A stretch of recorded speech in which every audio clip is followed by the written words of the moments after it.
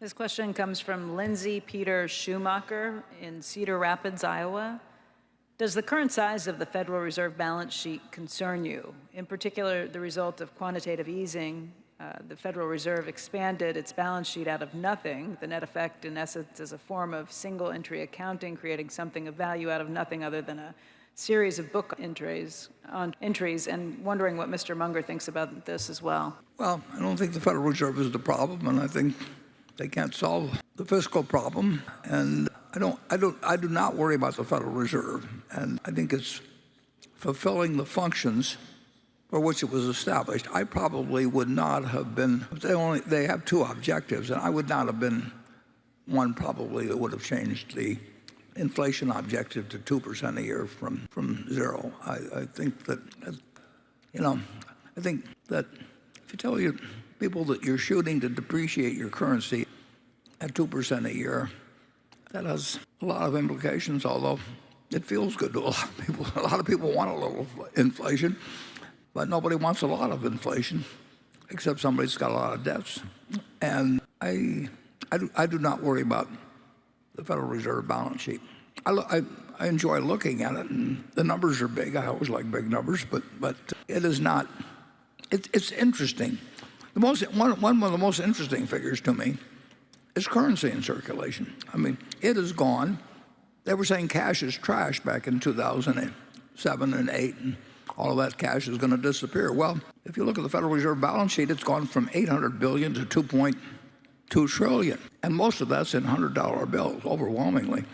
And if you figure it out, I think there's about 50 $100 bills per person, babies, everybody in the United States. And I would really like to know where all of that is. I mean, nobody's hoarding euro dollars, in South America or Africa or wherever. And the demand for currency now, it's some of it maybe used to be subtle drug dealers' activities and all of that. But anybody who thinks cash is trash ought to look at the Federal Reserve balance sheet, and actually you can look at how many $5 bills and $2 bills and ones and all that, and the action has been in $100 bills. I mean, it is just astounding the way that $100 bills have spread, and of course I don't know where they are, and I don't think the Fed can know exactly, but they probably make a lot better guess than I could. But I do know it's happened, and you can watch it every week, and you'll watch currency in circulation probably grow a little bit.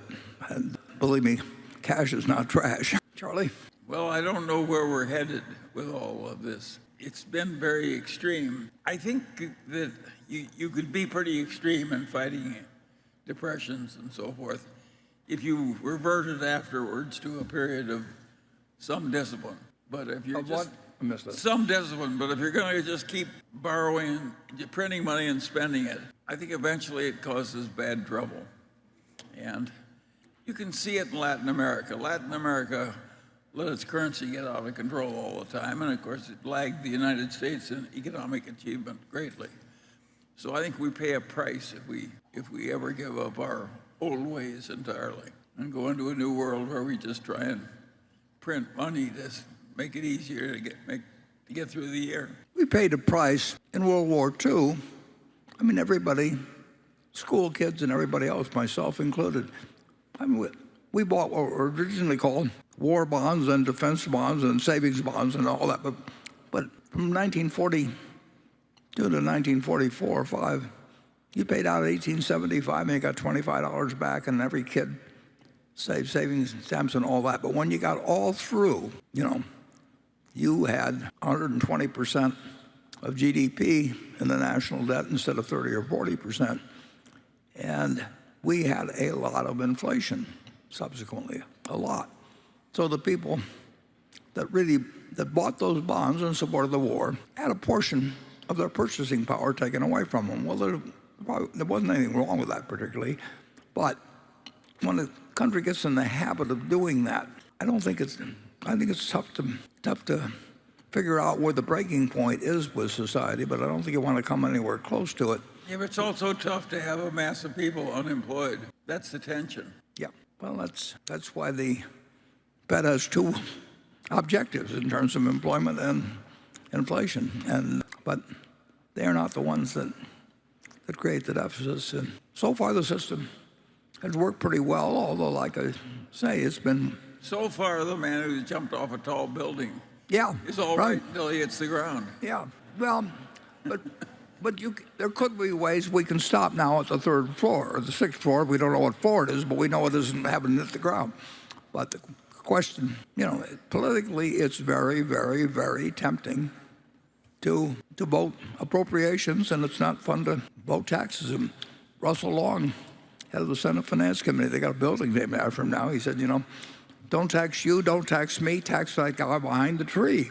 Basically, is the attitude of, it's the reality of what is useful in politics. And so far, this country's managed to work very well with a lot of things that could theoretically cause a lot of problems, but it doesn't guarantee us the future on it.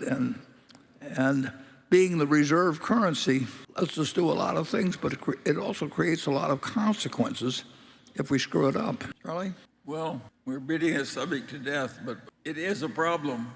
I wish we had a solution. Okay, with that, we'll go to station one and see if we